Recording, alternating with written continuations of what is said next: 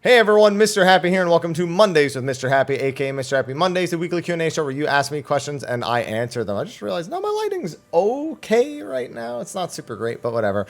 I want to get through this quickly.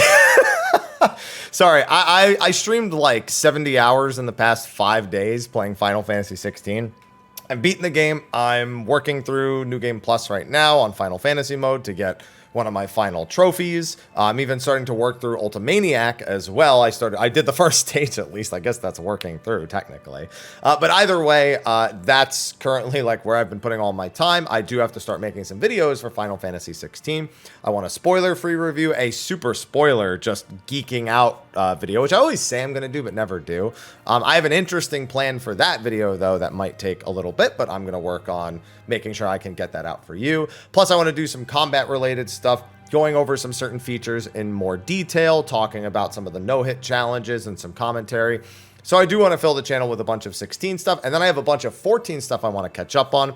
And on top of that, next month I'm planning something big over on Twitch, which will hopefully translate to some more content on YouTube as well, where I'm going to be doing a subathon. It's basically where people subscribe to the channel or provide monetary assistance, and it extends the length at which I'm streaming. I'm planning on doing a Final Fantasy retro shuffler, where it shuffles the game that I'm playing every minute or 2 minutes or whatever timer I set it to, and I have to finish every game in the list with it randomly shuffling. I need to see what else I can do with that to do some more fun updates, but again, I think I can make for some pretty fun stuff for YouTube as well. I have a tactics playthrough that's owed. We have FanFest next month. Plus I have a few other things that I want to definitely move towards doing over there. That again, hopefully translates over here. Anyway, I want to get to the questions and answers. I got to go to the gym. I got to cook. I got to work on videos, render this. It's gonna be a busy week, as if I don't say that every week. But anyway, I'm excited, so let's go. Thank you to our sponsors over on Patreon. They don't have to support, they choose to support, they don't have to. All my videos are available for free here on YouTube, but I always open options between that and the what's the thing called? The super chat thing. Either way, I just thank everyone. So thanks everyone. Anyway, let's get to the questions and answers, because as you can tell, I want to ride this energy high I have at the moment. Hashtag Mr. Happy Mondays. Hi. I was wondering what order you'd recommend to complete the 5 ultimates in. Would you go from easiest to hardest? Yes. I would highly recommend going Uwu, Ukab, T, and then DSR and top are interchangeable. I would say do DSR before top. The main reason being, there's actually 2 reasons. One, starting with the hardest one, which will be top or DSR, depending on who you ask, can just be grating on the soul. Like when you finish it, you're going to be like, I need to stop and take a break. It's rare you'll be pining to get to the next one just because of the toll that those can take on you and the hours and the people. Like there's so many elements that can just become frustrating because of the difficulty, depending on the environment you're in. So then you tend to not really want to do the other ones. Like even the easier ones, you kind of just put off. The other reason is that if you start with the hardest ones and do the easy ones, they almost become disappointing by proxy. Whereas you start with Uwu, you generally feel good about your first ultimate clear. You kind of feel like it was achievable, it made sense.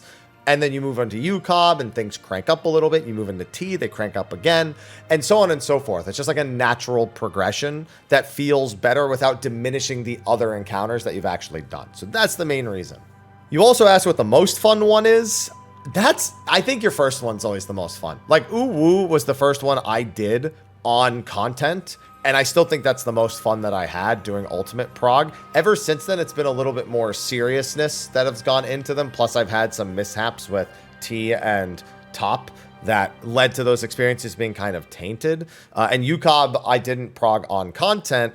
Well, I did actually. I progged it up to like the second trio in Bahamut. And I had a lot of fun doing that, but because I then didn't really touch it for months on end because I was just filling for a group that actually was 8 out of 8. They just needed a sub. It was so fragmented, I can't really consider it. So yeah, the easiest one just happened to be the one that was most fun for me to prog. But I think the first one you do is usually the most fun.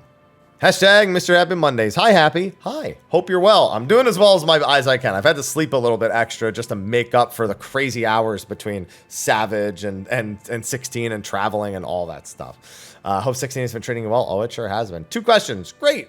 I was wondering if you plan to do a TBG with Sly on 16. I'd love to hear the two of you talk about it. I'm planning something, but I don't want to say too much about it just yet because it's not set in stone. But please be on the lookout for something 16 related on that, in that vein, I suppose. And also, should Square Enix pay you royalties every time they use State of the Realm? People have been saying that for months. I kind of want to say something to Yoshi P, be like, hey, did you know that's the name of my Final Fantasy 14 podcast? And just get his reaction. I really should have when I saw him recently at the LA event and in London, because we knew both of those things by then. So I'll josh around with him, as you say it, one day, but no. I wish, dude. I'll ride to the heckin' bank with that one. Hashtag Mr. Happy Mondays. Ayy, happy. Ayy. Hope you're doing well. Really enjoying all the 16 content. Good. Anyhow, my question is about 14. Do you think the Savage Pandemonium will be soloable? No. So almost every mechanical failure in Pandemonium results in death by like 1,000,000 damage. So I won't say it's not ever going to be possible, but most of them are designed in such a way that I would be surprised. But I've been surprised in the past. There were a lot of fights before I thought were unsoloable, and they ended up not being unsoloable. But they've tightened up their design around it since, so I feel like almost everything is not going to be soloable for pretty much that reason. Hashtag Mr. Happy Mondays. Well met, Mr. Happy. Hello. What's your favorite sauce to use on food? I'm a big fan of making my own sauce combinations with usually like a soy base. Like I really like to get like a tamari or just like a regular soy sauce. And then you mix in, you know, things like mirin and rice wine vinegar and maybe some Worcestershire. Maybe cook it, maybe roast some garlic and then make the sauce with that in it.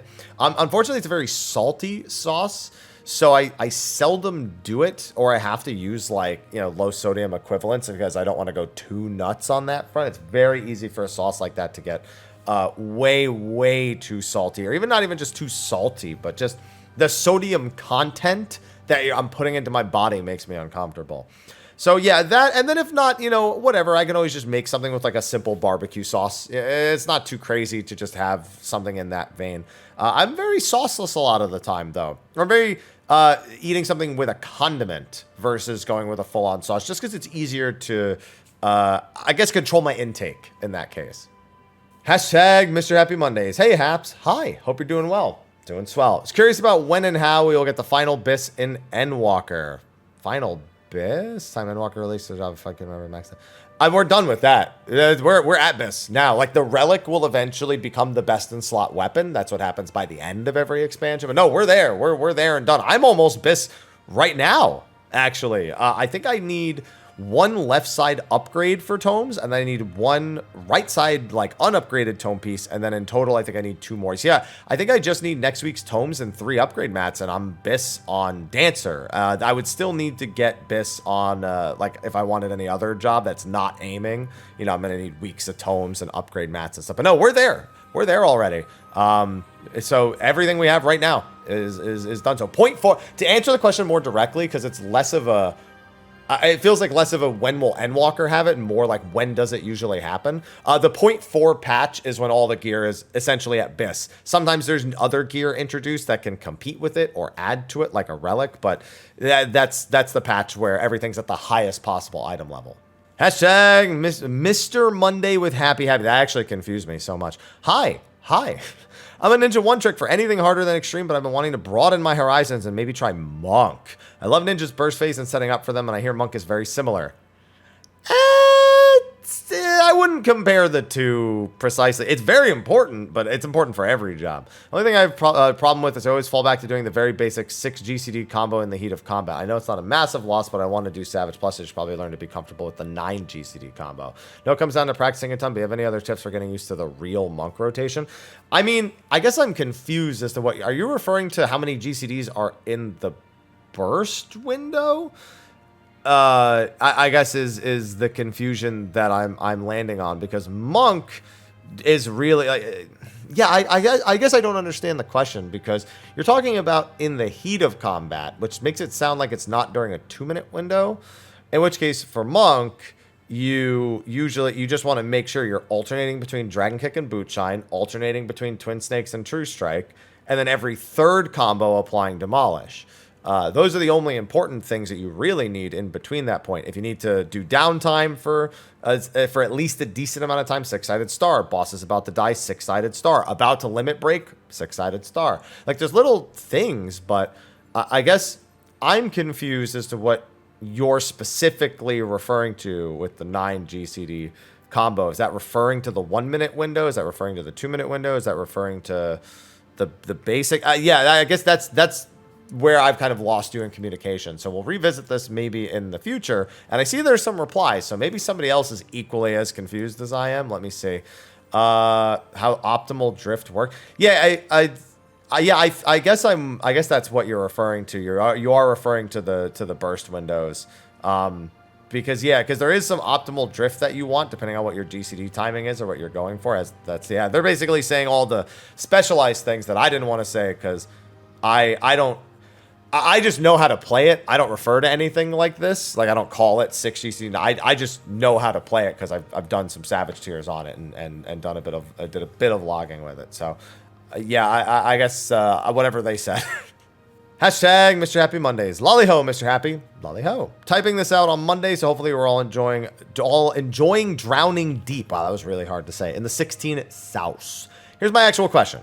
14 is my first MMO. They've played to current content. Over time, I heard mention of a level squish, maybe around 8.0. I think I kind of understood the gist of it, but practically, what would it mean applied? It essentially means that all of your activities have different level ranges now. So, for example, a Realm Reborn is 1 to 50 right now, and then you have Heavensward is 50 to 60, and then Stormblood 60 to 70, Shadowbringer 70 to 80, and then Endwalker 80 to 90.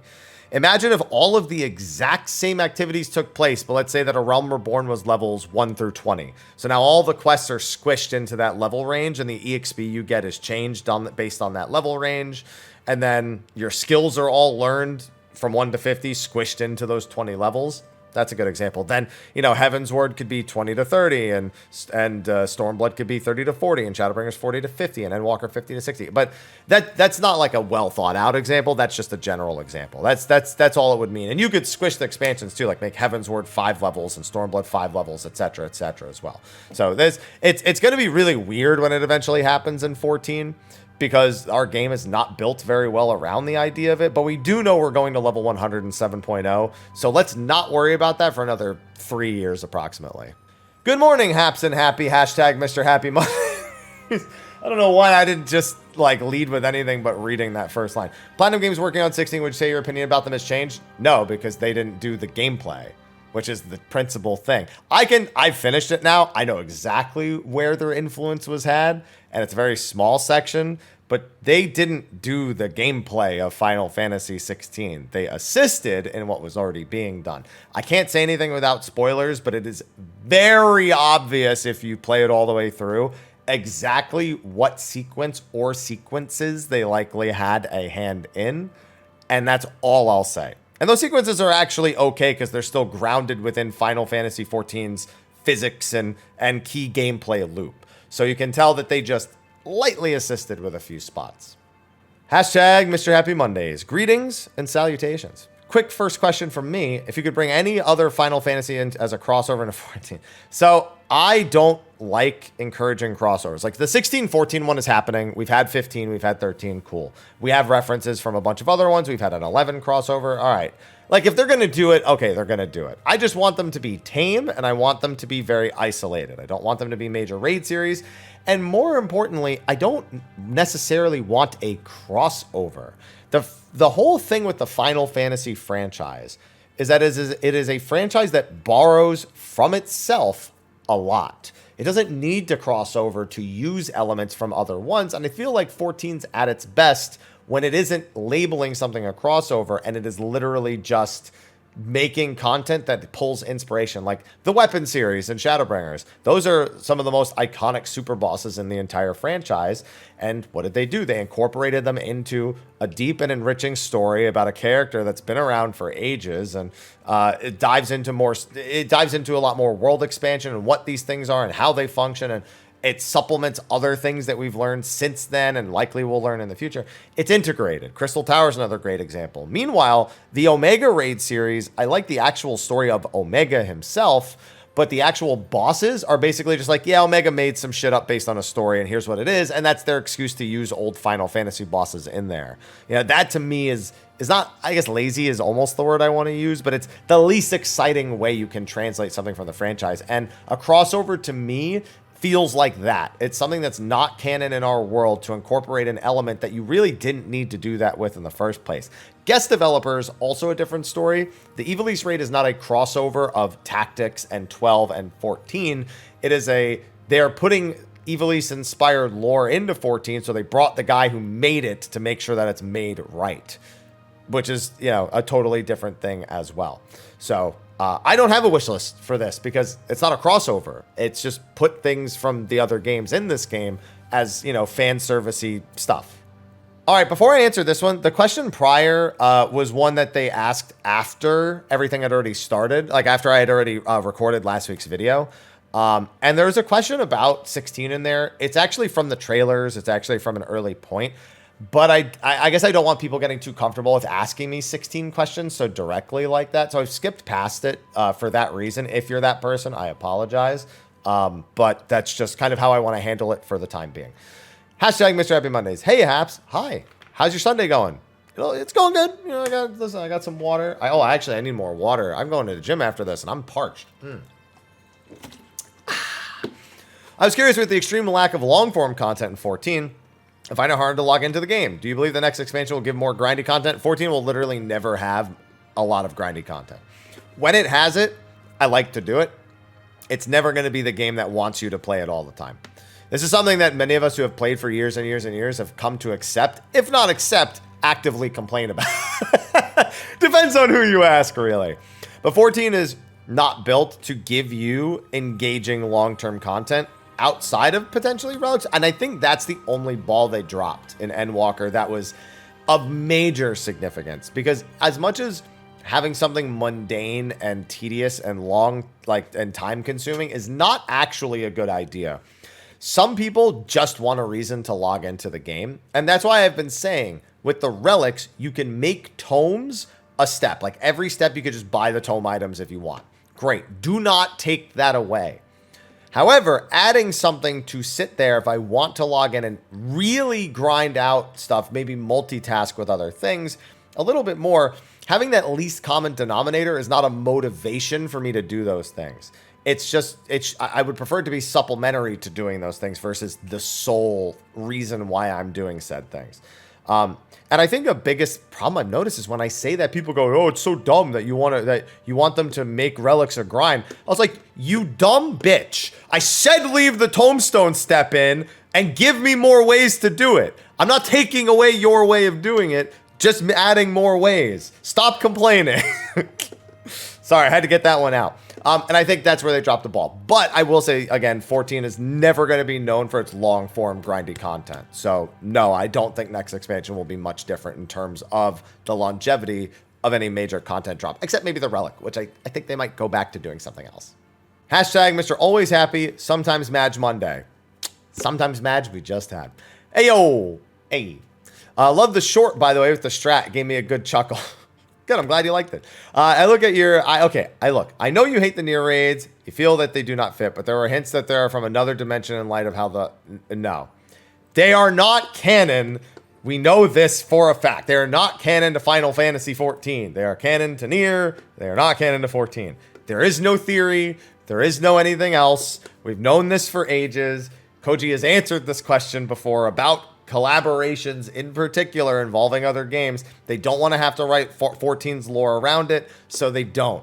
They just make the collaboration and stick it in the world and just ignore it and separate it. So, no. It doesn't feel or fit any better than it ever did. Hashtag Mrhappy Monday. Howdy. Howdy. So I want to hear what's something you heard. I want to hear what's something you heard of a way someone plays a game that makes you think they might be a heretic. I learned of someone who uses an MMO mouse side buttons for movement. No, so it's actually interesting that you mentioned that. I always find fascination in the way people find the means to play games comfortably. The main reason why I say that is because I had a friend in high school and college who, the short story is his hand has been disabled since he was 4. It's not completely disabled. He can still move it, but a lot of the joints he can't really use normally. His hand was run over when he was a kid, and it never fully recovered. So he can't really use keyboard and mouse at all, like, because, you know, one hand, his movement hand actually, you know, where WASD would be, which would be the left in this particular case, he doesn't have movement. So he gets an MMO mouse for his right hand. He puts all his skills on that.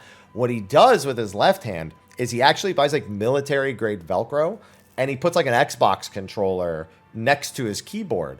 And while he can't, like, you know, close his hand and like do quick movements with his hand, what he can do is he can rest his palm on the analog stick and move it in order to move. And then you have things like legacy controls and whatnot. For 14 in particular, he played WoW and he played 14, so that he can like fully function. So I don't ever really treat the way someone plays as a heretic. Like, yeah, might I joke about like clickers, like, you know, oh my God, they're a clicker, like, but in reality, like, I'm taking the piss when it comes to that one.